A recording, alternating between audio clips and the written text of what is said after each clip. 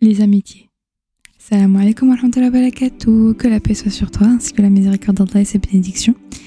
Bienvenue sur mon empreinte. Mon empreinte, c'est une graine que je veux planter. Ici, on essaiera de devenir de meilleures personnes afin d'atteindre la destination finale, Al-Jannah, le paradis. Aujourd'hui, c'est un épisode que j'ai pas du tout préparé. Il fait suite à un message que j'ai reçu d'une amie qui m'a énormément touchée et je voulais en parler avec vous.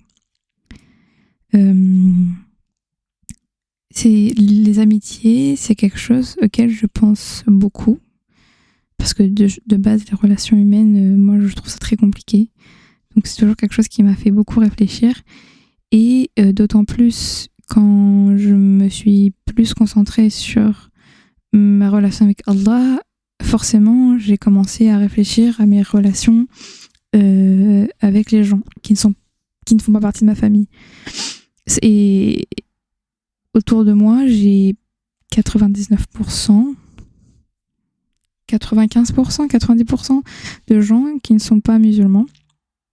Et donc, j'ai toujours cette question, est-ce que c'est OK ? Est-ce que c'est OK d'appeler, qu'on appelle meilleur ami ou ami très proche, ou même d'appeler ami, parce que si tu n'es pas proche, tu n'es pas mon ami, tu es une pote, tu es une connaissance.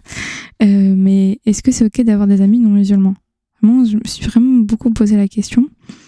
Et en fait, aujourd'hui, j'ai compris que si la personne en face de toi... Alors, certes, tu ne peux pas avoir un amour filial pour cette personne-là.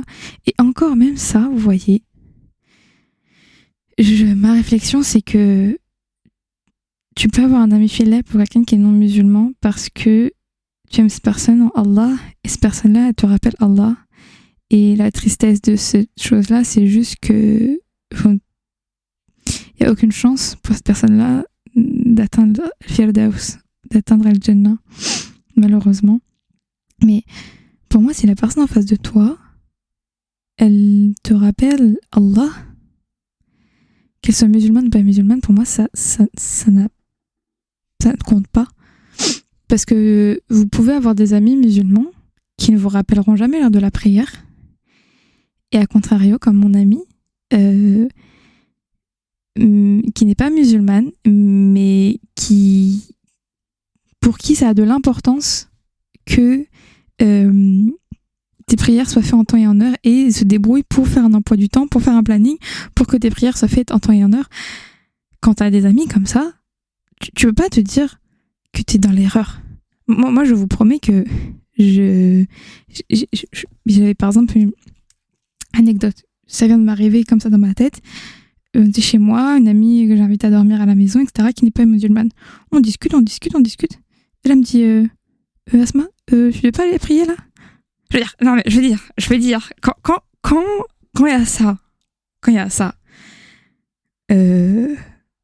est-ce qu'on met ces gens-là à la porte ? Voilà.